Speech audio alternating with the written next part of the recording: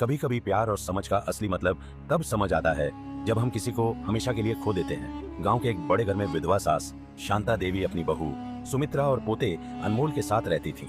सुमित्रा और शांता देवी के रिश्ते में हमेशा तकरार रहती थी। सुमित्रा को लगता था कि सास उसके हर काम में कमी निकालती है, लेकिन अनमोल अपनी दादी से बहुत प्यार करता था। एक दिन शांता देवी बीमार पड़ गई। बिस्तर पर लेटे हुए उन्होंने सुमित्रा को बुलाया। उन्होंने एक बंद लिफाफा उसे देते हुए कहा, इस लिफाफे को मेरे पोते अनमोल की शादी के दिन खोलना। इसमें मेरे आशीर्वाद और आखिरी वचन है। कुछ ही दिनों में शांता देवी इस दुनिया को छोड़कर चली गई।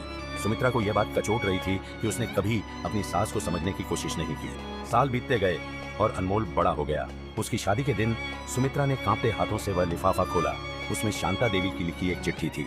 सुमित्रा, यह घर और सारी संपत्ति तुम्हारे नाम है। मैं जानती थी कि हमारे बीच हमेशा तकरार रही, लेकिन तुमने मेरे पोते की परवरिश बहुत अच्छे से की। तुम्हें कभी समझ नहीं पाया, लेकिन मैं हमेशा तुम्हें अपनी बेटी मानती थी। मेरे आशीर्वाद हमेशा तुम्हारे साथ हैं। सुमित्रा की आंखों से आंसू बहने लगे। उस दिन उसे एहसास हुआ कि सास का प्यार सिर्फ उनके शब्दों में नहीं, उनके हर काम में झलकता था।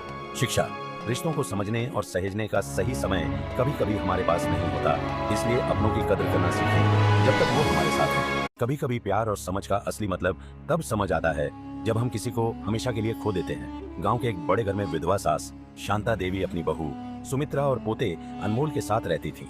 सुमित्रा और शांता देवी के रिश्ते में हमेशा तकरार रहती थी। सुमित्रा को लगता था कि सास उसके हर काम में कमी निकालती है, लेकिन अनमोल अपनी दादी से बहुत प्यार करता था। एक दिन शांता देवी बीमार पड़ गई। बिस्तर पर लेटे हुए उन्होंने सुमित्रा को बुलाया। उन्होंने एक बंद लिफाफा उसे देते हुए कहा, इस लिफाफे को मेरे पोते